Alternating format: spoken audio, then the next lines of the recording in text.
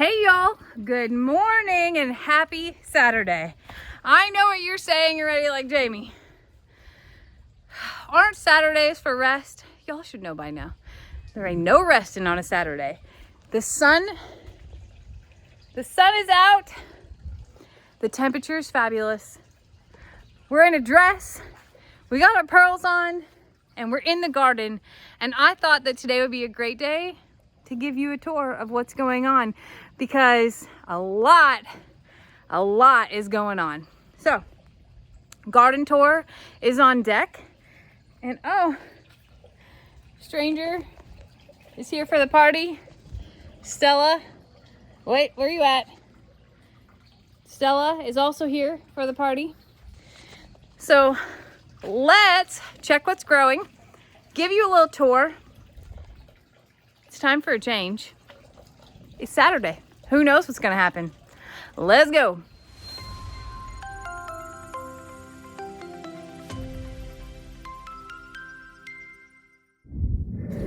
We're gonna start in the greenhouse because the greenhouse is almost ready to be emptied. It's getting to that time of year where we gotta clear it out. And that's sad, but very real. In about 30 days, it will actually be too hot to grow anything inside the greenhouse. And with that, we have to remove these two raised beds. Probably not today, but in a week or two, they're coming out. And everything in them is basically done anyway. We've got a little bit of time before this broccoli sprouts. I plan to harvest this celery today. We got green beans. And we have a visitor who shouldn't be here. Excuse me, sir. Excuse me. We did not invite you to this party. Oh my gosh. You're the reason for this, I'm pretty sure. Pretty sure. So, these Brussels sprouts, it's gonna be so hot that they're gonna bolt. It didn't happen soon enough. We can probably give this broccoli another week and we'll have a little bit left of that. And then these will be brought outside and I will transfer in. Are you ready for this? Kale. Oh, so much kale. All for the love of ostriches. And this is pretty cool. This is huckleberry that has started. Don't look at all of the nasty. Oh, this is the worst part. This is my official June bug catcher right here. I can empty that every day and it will fill right back up. It's the most disgusting thing. It's awful. So kale will go into those and those will make their way outside completely. We do have some really fun things starting in here. We have Indian snake cucumber. We got some gourds, some Texas watermelon, and some tulip tomatoes. And we have a stranger. We do have stranger, but that's all almost done. These are a few plants that will probably actually just go to the porch just to be able to withstand the heat. I'm not growing mushrooms on purpose, but oh, if there's anything sprouting in there, it's gonna just stay down for a little bit. That's great. And these will move to the porch as well. This will go out to the porch and then all we will need to do is pull the seeds into the house because it'll be too hot for those out here. And this will become a pretty vacant space. Kind of sad, actually. Most of our citrus trees are doing really well. So my pink lemonade tree does have some fruit on it. I was hoping it would be a little bit bigger, but we're going to be patient. This orange tree has some good fruit growing on it as well. My Sheena plants are looking pretty up here. And these are all just like little herb things and little starter things, and they're going to stay right here. This is a mystery. Not really sure what I have planted here. Some sort of gourd or squash that bloomed, but doesn't actually have any female. Oh, it's here. That looks bottle gourdish or birdhouse gourdish, maybe. It's okay. figs that have to go into the ground. My fabulous greenhouse dishes that still need to be done. I'm really showing you all the ugly parts of the greenhouse right now. Extra soil, you know, you have to have extra soil all the time, I'm telling you. This is that fodder I was telling you about. Just trying it out. I need to transfer it out of this pot and probably take the tiller and till a spot up here to put it, but I haven't done so yet. We got some, no sir, no. I see you, I see that you hear me as well. You're, get off of my flowers, get off of it. Look how fast he can move. You can tell that I've had to put a stick here because we've been here before. Sorry, little guy. I won't show that part on video. We have a caterpillar problem here. And I have used 7 all the way around the perimeter of everything, but it's not helping, as you can see. These are zinnias that have been eaten by that mean caterpillar. Not sure. Not really, don't really remember, even though I said I would remember what those are. But these are very, these are called cherry limeade zinnias that are in here. They're a special color. Not that I have seen much color of anything yet, but it's okay. Of course, my lemon tree is still struggling to come back, but it does have fruits on it.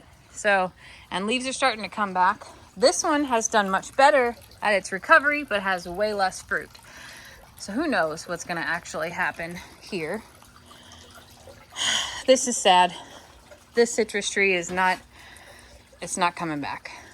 It has dried out, and this is the calamandan tree from last year. I guess we got a fungus or something, and I cannot get it to come back no matter what I've done. I've replaced the dirt, I've rinsed the roots, I've fertilized. It's just, it's not good. But I need another one. Because I need that in my life. Okay, need isn't a really great word. This is the other pink lemonade tree. And here's a question for y'all. I have daddy long legs on so much stuff. Don't they eat insects? Shouldn't I leave them? They're not eating my plants, right? Right. Just caterpillars are. Look at this. I need like 5 gallons of BT, which is a deterrent for snails and caterpillars, because they're just wild and rampant everywhere right now. Everywhere. Okay, you ready for the big garden? I won't drag you through the other garden on this video, but this is the terrace garden, and it has come a very long way. Well, hey, white kitty. Hi, baby. I'm so shocked by what's happened here, but also so very excited.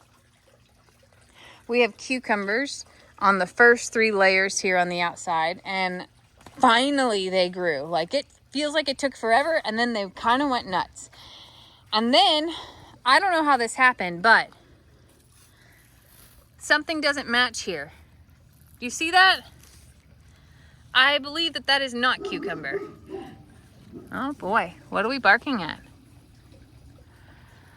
Either way, we have beautiful cucumber flowers and bees. I hear bees buzzing around. That's a pretty good little cucumber right there. Pretty good size. I would say in about 2 weeks, we'll probably have some pretty good cucumbers to pick. Oh my gosh, I actually see a pretty big one. Hold on. Hold the phones. Hold the phones. Where'd it go? Cucumber hunting is like, I just saw it from where I was sitting. And now I don't, oh, there. Look at that sucker.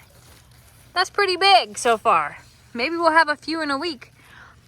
I feel like these took forever to start. And then all of a sudden, here we are. We got peppers. This is a goat horn pepper. It will turn red. I bought that at my favorite nursery. This is the Big Bertha pepper. And it ain't big yet, but it's coming. The plant itself looks really good.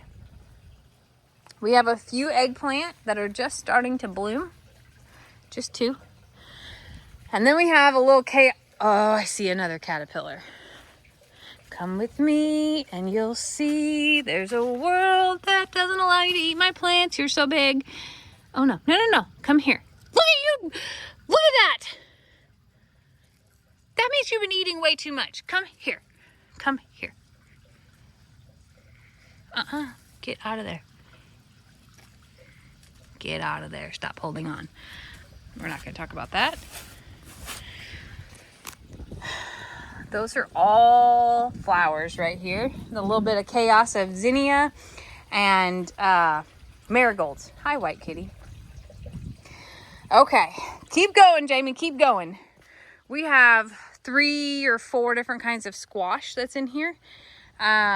This is some Black Beauty zucchini, I believe.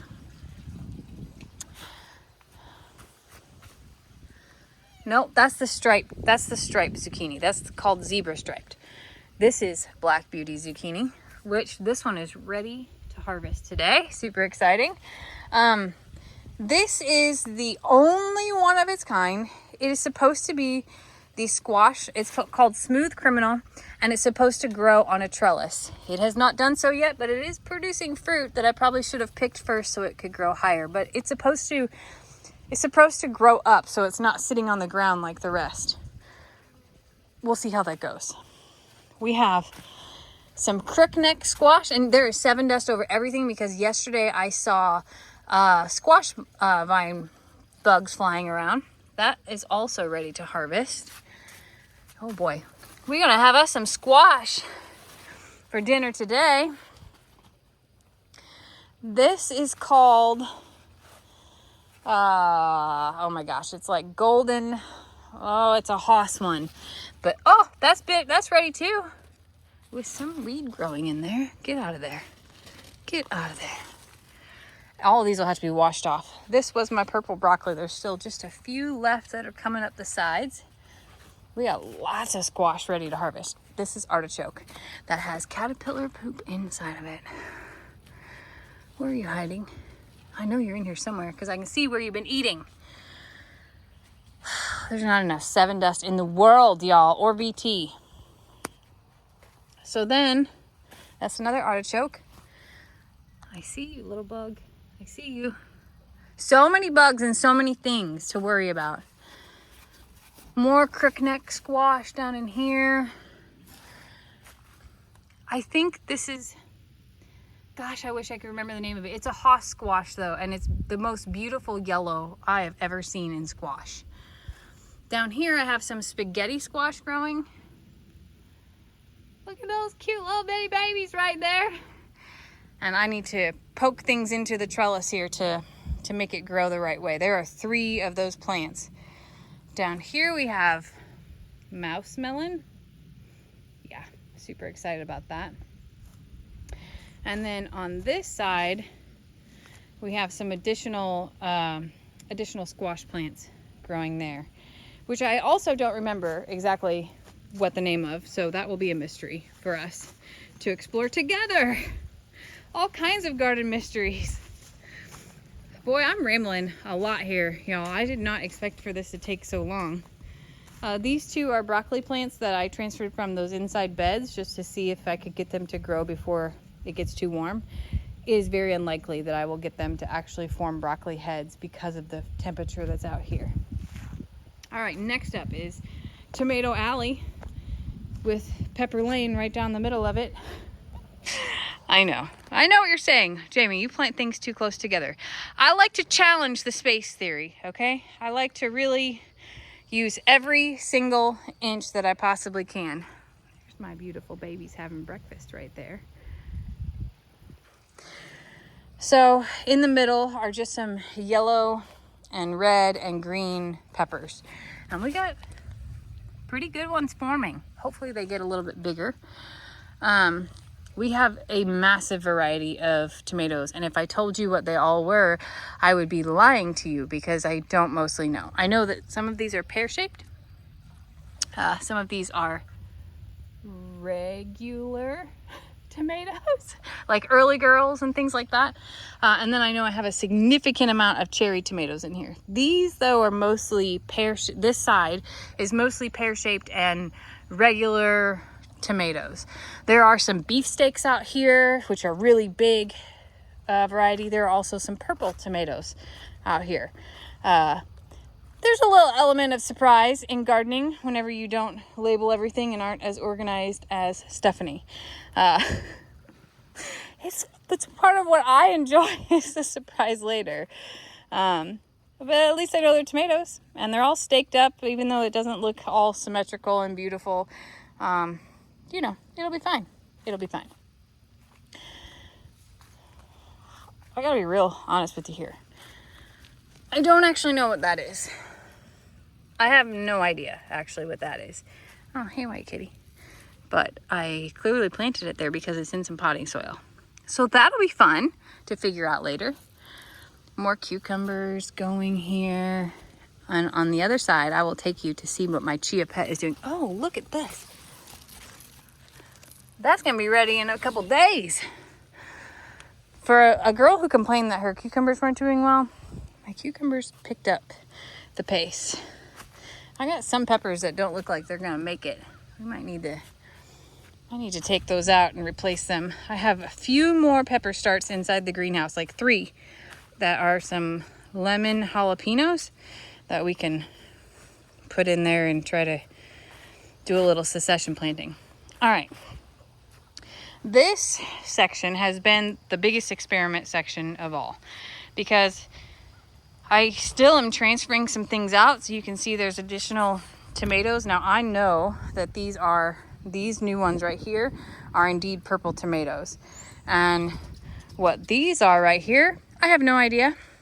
No clue.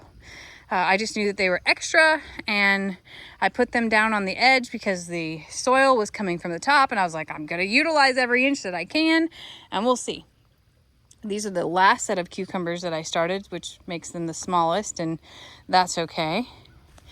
I also snuck in a pepper plant because there was, a spare inch. I'm telling you, if there's a thing called like square inch gardening, I will dominate because I will use every square inch that I can. So there are some turnips started on this right here. These are a few more eggplants, different variety. They're white eggplants, which I'm kind of excited about. White kitty is laying in our bed of onion and garlic. Garlic over there, onions here. Potatoes. At what point in time do you stop layering up the mulch and the dirt around them? Because I've done it 4 times now, and these things just keep shooting up like crazy. I can't keep up. I literally can't. And then when we had that massive rain, I think it took out half of my dirt. So I'm really nervous about what those potatoes are going to look like. Around this entire edge, all the way up to that edge, are green beans. Different varieties of green beans. A lot of Blue Lake pole beans, but there are some surprises in there too. Some red runners and some pinto. So that's going to be exciting.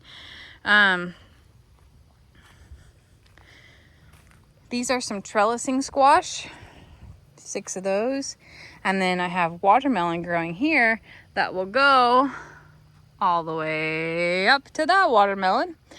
And then those are a different variety. Those are like mini watermelon sugar babies that will come up to here. Hopefully we don't have to brace this thing, but we'll see. And then y'all saw the disaster of my cucumber teepees. They are growing. No one has reached out and touched anything on this variety. These were leftover cucumbers that just got put on a trellis out of nowhere. But these are indeed grabbing. This is the jankiest teepee of all teepees right here. But they are connecting for the most part. This is the part that's kind of weird. My beans reached out and touched over here versus continuing to go up that pole.